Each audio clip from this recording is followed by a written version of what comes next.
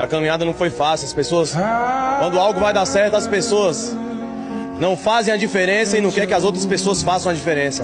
Irmão, ninguém gosta de mim, ninguém é obrigado a gostar. Eu vou bater boca, né, gastar palavras. Então, sou um moleque que eu gosto de provar com trabalho. Eu não gosto de provar falando. As pessoas têm que ver que a gente faz acontecer, não precisa falar para acontecer.